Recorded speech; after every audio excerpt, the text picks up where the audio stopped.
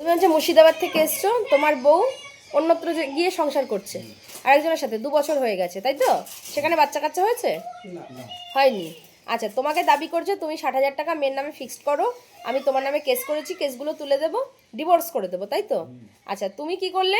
গ্রামবাসীর হাতে 60,000 টাকাটা দিয়ে দিলে। এবার কি করেছে? ও বলছে না, ওইভাবে 60,000 টাকাটা আমি নেবো না।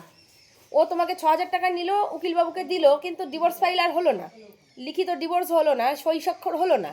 এবার ও বেঁকে বসলো যে উকিল বলছে যে আমি ডিভোর্স ও দেবে না, আর টাকাটা ও হাতে চাইছে। আচ্ছা, ওই রকম তো সিস্টেম হয় না।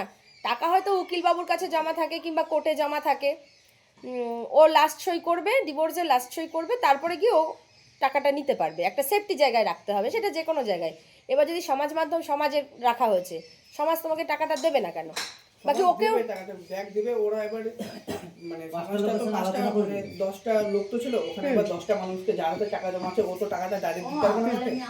আচ্ছা আচ্ছা আচ্ছা, ও 10টা মানুষকে জেনে টাকা আসো, শাড়িটা পরো, আর তোমার কিছু লাগলে পরে তুমি আমার কাছে এসে বলো।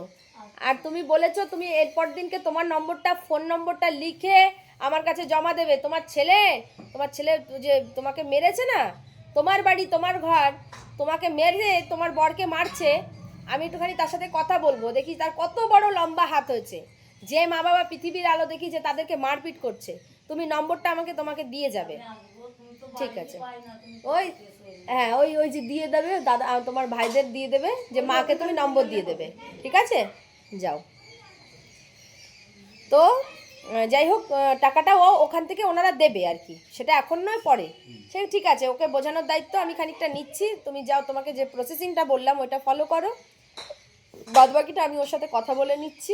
ও কি বলতে চাইছে? ওর ফোন নম্বর চলে তো?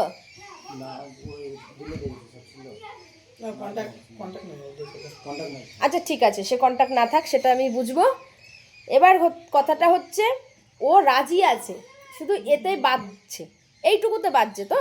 ঠিক আছে, তুমি যাও, আমি তোমাকে যেটা করতে বললাম তুমি গিয়ে করো, বাদ বাকিটা আমি দেখছি। হ্যাঁ, আশেপাশে কারোর নম্বর, ওর যে বর তার নম্বর। আচ্ছা ঠিক আছে, যাও, এটা ম্যানেজ করো। হ্যাঁ, ম্যানেজ করো। আর হচ্ছে ওর সাথে থাকো, ওকে এখানে বের করতে হবে, কারণ সব থেকে বড় ব্যাপার, আমার টাকা যা, কিন্তু জীবনটা আগে। আমরা সেটা চাই। তোমার জীবনটা তো আছে, তোমার মেয়ে ও নিয়ে চলে গেছে, মেয়ের জন্য তুমি টাকা বলছে, ও নিজে থেকে বলছে 60,000 টাকা ফিক্স করে দাও, দিলে। কিন্তু তুমি ডিভোর্স না হলে বিয়ে করবে কি করে, আর বাঁচবেইটা কি করে? হ্যাঁ ঠিক আছে, যাও যাও, অফিসে গিয়ে যাও, দিদির কাছে যাও।